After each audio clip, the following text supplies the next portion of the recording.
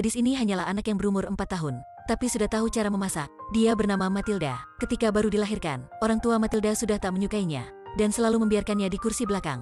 Lalu mereka berkendara dengan gila, sepenuhnya tidak mempedulikannya. Bahkan mereka lupa bahwa dia ada di mobil. Ayahnya adalah seorang pedagang mobil usang. Dalam hatinya hanya ada pekerjaan, dan ibunya setiap hari berdandan dan bermain, membiarkan putrinya sendirian di rumah. Tak ada siapapun yang tahu bagaimana gadis ini bisa bertumbuh besar. Tak ada siapapun yang menemaninya bermain bersama. Jadi setiap hari dia di rumah hanya membaca koran. Sampai suatu hari, buku di rumahnya sudah ia baca semuanya. Matilda dengan penuh keberanian meminta ayahnya untuk membeli sebuah buku baru. Tapi si ayahnya menjawab, ada TV untuk menonton. Si bodoh ini baru membaca buku. Tak ada cara lain. Matilda hanya bisa mengatasinya sendiri. Dia ambil peta. Setelah itu pergi sendiri ke perpustakaan. Melihat ada gadis kecil ini, mata ibu resepsionis ini penuh dengan curiga. Anak siapa yang kesini dan membuat masalah? Tapi Matilda sangatlah taat, tidak berisik. Setelah dia membaca buku yang cocok dengan umurnya, dia bahkan membaca buku sastra. Resepsionis kasihan kepada Matilda, dan membuatkan kartu perpustakaan untuknya. Sejak itu, dia menarik kereta, dan membawa buku itu ke rumah. Begitulah, Matilda bertumbuh besar, sampai umur memasuki sekolah. Tapi ketika dia meminta orang tuanya, mereka masih berpikir dia baru berumur 4 tahun. Matilda mempunyai IQ yang sangat tinggi. Perhitungan 4 angka, dia dengan cepat menjawabnya. Tapi tak terduga, ketika ayahnya mendengar itu tak senang, bahkan menghinanya. Kamu pikir kamu lebih pintar daripada aku? Si ayah menarik telinganya dan membawanya ke kamar. Pada hari berikutnya, Matilda mulai balas dendam. Dia diam-diam menukar lem rambut menjadi obat untuk menghapus warna rambut. Si ayah yang tak tahu apa itu. Hasilnya rambut dia berubah menjadi seperti ini. Tak hanya begitu, Matilda juga menemukan ayahnya selalu mengambil mobil usang dan memperbaikinya menjadi mobil baru untuk dijual. Bumpernya terjatuh, tapi itu tidak apa-apa. Ia memakai lem tempelnya. Papan perjalanan yang terlalu tinggi, tidak apa-apa. Matilda memberitahu ayahnya ini akan melanggar hukum, tapi si ayah malah marah. Dengarlah. Aku pintar dan kamu bodoh. Aku sudah dewasa dan kamu masih kecil. Aku benar dan kamu salah. Kamu tak bisa mengubah kenyataannya. Tahu dirilah kamu tak bisa menang melawan ayah. Matilda melihat lem di sampingnya dan memutuskan untuk memberinya satu pelajaran. Lalu keluarganya pergi ke restoran. Si ayah ingin melepaskan topinya, tapi tak bisa melepaskannya. Si ibu membantunya, tapi dia hanya berteriak dengan keras, sehingga orang lain melihat mereka seperti mengejek. Si ibu dengan terburu-buru memakai semua kekuatannya, dan hasilnya, restoran itu kacau karena ulah mereka. Matilda yang duduk di samping hanya makan kue layaknya tak ada yang terjadi. Si ayah tahu hal itu adalah perbuatan Matilda. Jadi ketika di rumah, dia merobek buku Matilda dan memaksanya untuk menonton TV. Hasilnya membuat kekuatan gaibnya muncul. TV itu meledak dalam sesaat, dan si ayah tak bisa berbuat apa-apa, hanya bisa membawanya ke sekolah. Matilda sangat senang, tapi dia tak tahu, kepala sekolah ini adalah atlet lempar bola, dan seseorang yang menyukai kekerasan. Dia adalah kepala sekolah ini. Lihat muka penuh daging ini. Ia sudah tahu dia bukanlah orang yang baik, jika diam-diam makan dalam kelas. Dia tak bilang apapun tetapi langsung melempar murid itu keluar.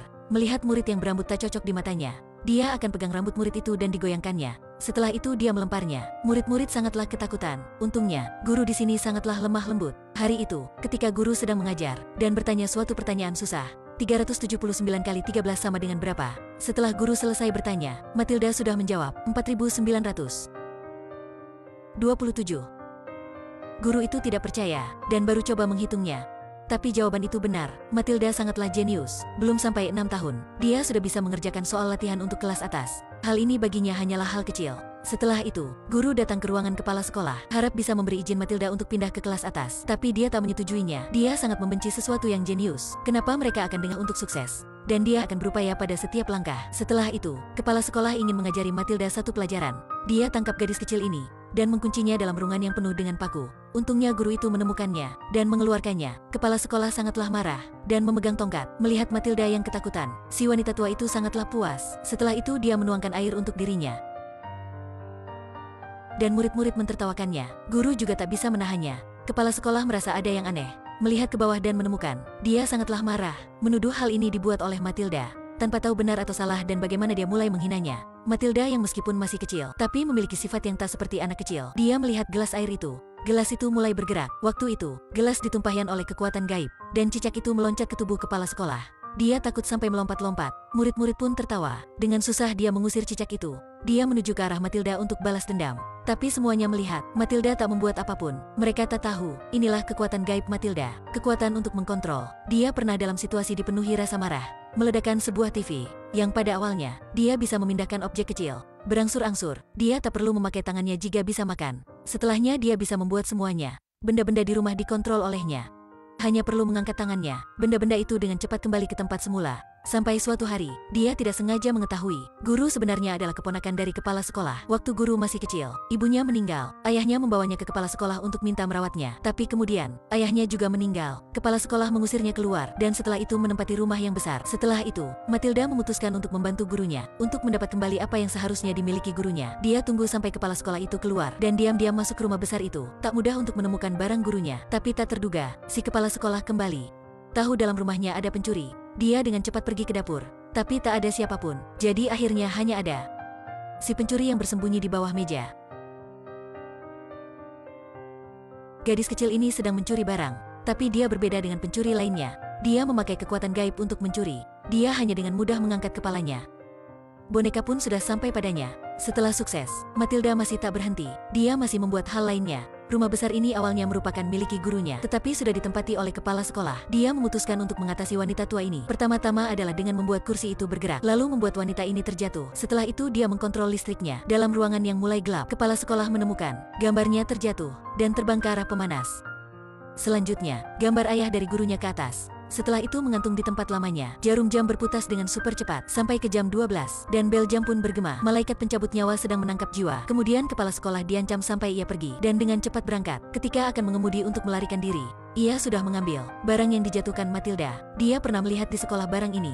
Hari berikutnya, dengan gila dia masuk sekolah, tidak bilang apapun dan hanya paksa murid-muridnya untuk antri. Dia keluarkan ikatan rambut itu. Tanya ini punya siapa? Murid-muridnya tak menjawab. Kemudian dia marah. Dengan gila menginjak ikat rambut itu dan membuang air ludahnya. Guru ingin mengembalikan keadilan. Dengan segera tangannya ditangkap. Sejak kecil guru ini selalu taat padanya. Sekarang sudah berbeda.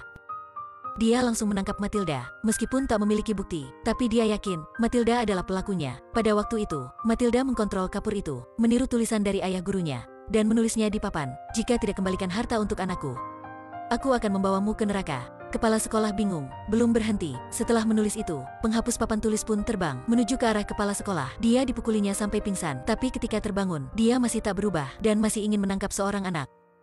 Pada waktu yang penting itu, anak itu terbang, lalu kepala sekolah itu menabrak pintu dan terjatuh ke tanah. Setelah itu murid-murid bergerak, ambil makanan dan melemparinya. Ketika dia ingin melarikan diri, maka semua siswa melembar makanan ke arahnya. Kepala sekolah dengan cepat berlari. Tidak keren seperti dahulu, dia terus berlari. Murid-murid itu tidak melewatkannya. Sejak saat itu, kepala sekolah tak pernah muncul lagi. Tetapi Matilda ingin tanda tangan perjanjian dengan orang tuanya. Mereka menyetujui untuk memberikan hak asuhnya kepada gurunya. Inilah mungkin hal paling indah yang satu-satunya orang tua Matilda lakukan untuknya. Di akhir cerita, Matilda dengan gurunya hidup bahagia. Gadis Kecil Matilda adalah film yang menceritakan tentang masa kecil untuk orang dewasa. Setiap orang akan dijatuhkan pada hal yang tak menguntungkan, tapi itu bukan untuk semua orang. Dan juga bertemu dengan seorang guru baik seperti yang ada dalam film. Kita tak memiliki kekuatan gaib, juga tak bisa memutuskan di mana tempat untuk dilahirkan. Tapi kita bisa memilih kehidupan yang kita inginkan, meskipun tak bisa mencegahnya. Dunia ini semakin berubah, setidaknya jangan biarkan dunia mengubah dirinya sendiri. Shalom semuanya, ingatlah untuk mengikuti saya agar tak melewati film seru lainnya ya.